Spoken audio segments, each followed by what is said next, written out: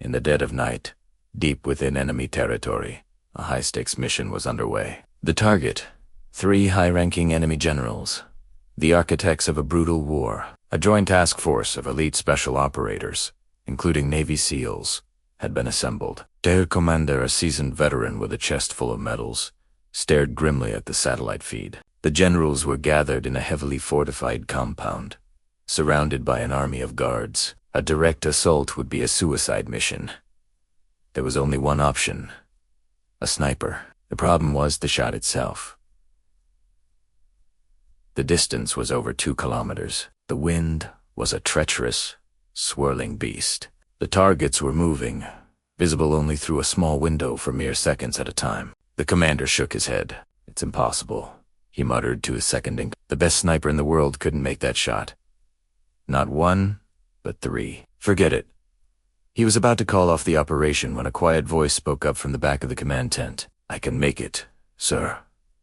Every head turned. Standing there was Sergeant Eva Rostova, Calcine Valkyrie. She wasn't a SEAL. She wasn't even from a traditional Special Forces unit. She was a prodigy, a ghost, a legend whispered about in intelligence circles. Recruited for her almost supernatural marksmanship, she operated in the shadows. Many in the room had never seen her before.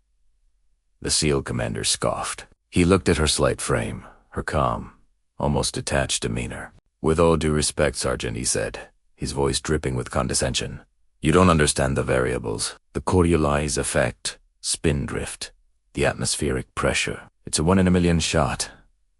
Eva simply met his gaze, her eyes like chips of ice.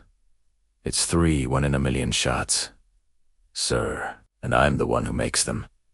There was an unnerving certainty in her voice that silenced the room. The commander, despite his disbelief, saw something in her eyes, a flicker of cold, hard confidence that he'd only ever seen in the most lethal operators. Against his better judgment, he gave the nod. "The mission is a go, but if you miss, Sergeant, we're all ghosts." Hours later, Eva was in position. She lay perfectly still on a rocky outcrop overlooking the compound, a chameleon in the darkness. Her rifle,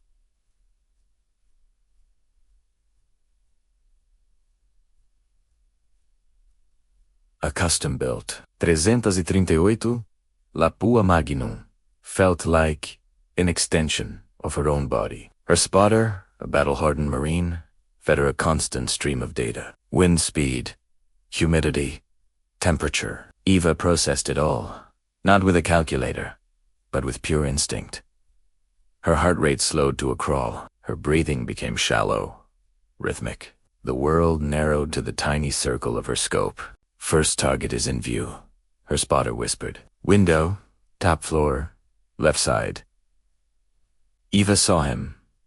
General number 1. He was laughing, a glass of wine in his hand. Eva exhaled slowly, her finger resting on the trigger. She wasn't thinking about the wind or the distance anymore. She was one with the bullet. The world fell silent. Then, a muffled crack echoed through the mountains. 2 kilometers away, the wine glass shattered as the general collapsed, a perfect hole in his head. In the command tent, the satellite feed showed chaos erupting. The SEAL commander stared, speechless. "Target 1 down," came the spotter's voice, calm and professional. Before the commander could even process it, the voice came again. "Second target moving to the window." General number 2 appeared, his face a mask of panic, trying to see what had happened. He was visible for less than 3 seconds. It wasn't enough time. It was impossible. Another soft crack. The second general crumpled to the floor. 242. The command tent was now a scene of stunned silence. The operators, men who had seen it all, looked at the screen in disbelief. The CO commander's jaw was on the floor. He had just witnessed the impossible, twice. The compound was now a hornet's nest. Guards were swarming, firing blindly into the darkness. "Valkyrie! Get out of there!" the commander yelled into his mic. "The mission is a success. Exfil now." But Ava's voice came back, as cool as a winter morning. "Negative, sir. I have 1 more." Her spotter's voice was tense. "Eva, it's too hot. They're looking for us." The third general is behind cover. The third and final target, the most ruthless of them all, was hunkered down, well away from any windows. He wasn't going to make the same mistake. For anyone else, the mission would be over. But not for Eva. She told her spotter, "Tell me the exact thickness of the wall." The Marine, confused but trusting, quickly consulted the architectural schematics they had. 12 inches of reinforced concrete.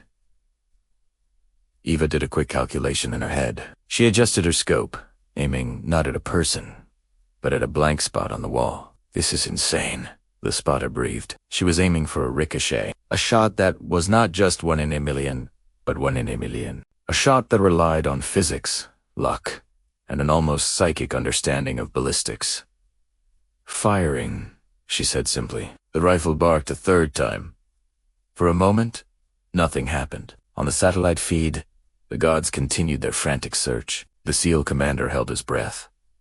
Had she finally missed? Then, slowly, a red stain began to spread on the floor from behind the solid concrete wall where the third general was hiding. The bullet had punched through a weaker point near the window frame, ricocheted off an interior steel beam at the perfect angle, and found its mark. 3 generals. 3 shots. 3 headshots, 1 through a concrete wall. Silence.